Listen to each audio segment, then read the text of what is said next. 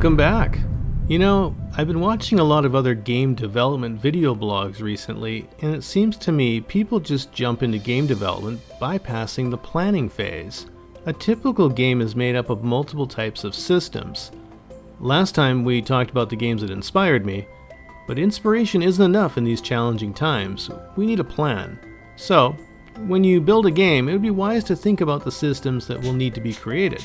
I know that many of you will have some of these systems already created for you because you're using some fancy game engine. I'm not going to be taking the easy road. I'll be taking the road less traveled, which means I'll be writing most of my own code. I want to learn every detail about the systems I'm going to be relying on. The only way to do that is by creating those systems yourself. So you're probably wondering what systems make up a roguelike game, or any game for that matter. Well, let's get into the details. Most games are going to need a game level to play. And what makes up a game's level? Well, we're going to need floors and walls for the player to navigate, equipment to collect, props to interact with, traps to avoid, and monsters to fight. This is our first system, level creation. Naturally, the player's character is going to need enemies to battle. This roguelike game isn't all unicorns and lollipops, you know. We need enemies to fight, and these enemies are going to need basic behaviors. These behaviors include the ability to stand, walk, attack, and flee from the player. Makes sense, right? Now, not all characters in the game are going to be evil. We're going to have non-player characters, or NPCs. Some will want to be your friend. Some will want to talk to you, like that hobo at the bus stop at 2 a.m. Others will try to sell you things. I'm starting to sound like an infomercial. So like I said, we're going to have NPCs, and these NPCs are going to speak with the player, offer quests to go on, operate storefronts for the player to buy and sell goods. After the player has collected equipment and bought supplies from the store in town, they're going to need a place to put them. Naturally, they're going to need an inventory.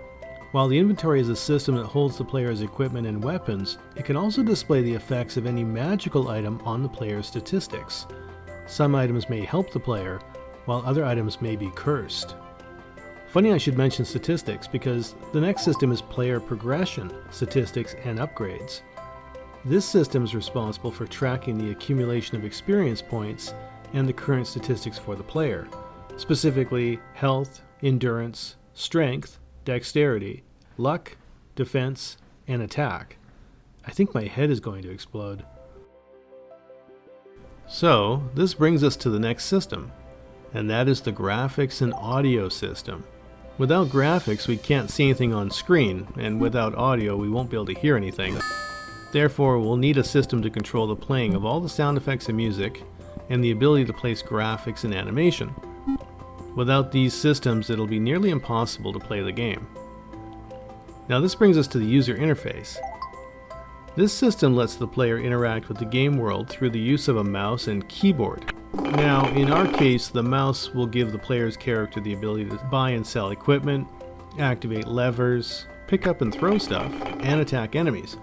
The interface assists the player on their adventure.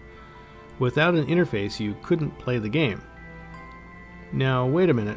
I'm going to make an assumption here that the people playing our game are human. This means that they have intelligence and the ability to think. But what about the enemies in the game? How are the enemies going to know what to do when playing against a human? Glad you asked. We're going to have two additional systems of artificial intelligence. The first is Pathfinding. This system will create a simple path to find the player in the level.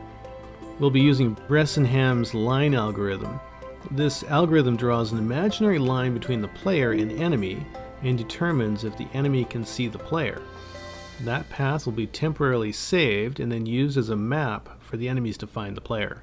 Simple, but effective. Now, how is the enemy going to see the player without some type of vision system? We need a field of view. Any given area of the map that is visible will need to be lit with lights. We're going to be using a pixel-based lighting system that uses normal maps to create realistic lighting for our graphics in-game. This is serious business because we'll have to create a separate normal map for every graphic in the game. That's going to be a lot of work. Now, once the enemy finds the player, the monster will need a system to decide what to do next. For this, we will be using a mixture of finite state machines in combination with utility-based AI. More on these systems in later episodes.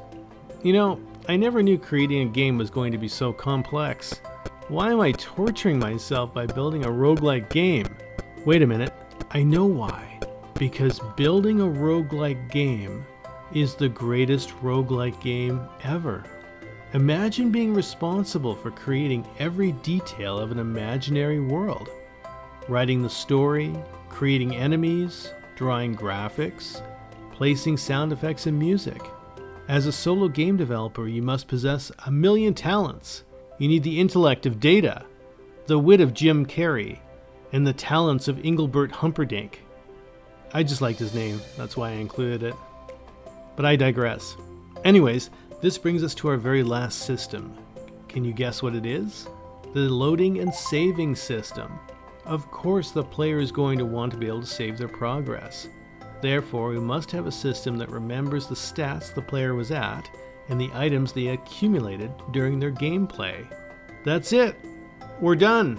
See, it was simple, right? Look how easy that was. We only need 11 systems to make our game go.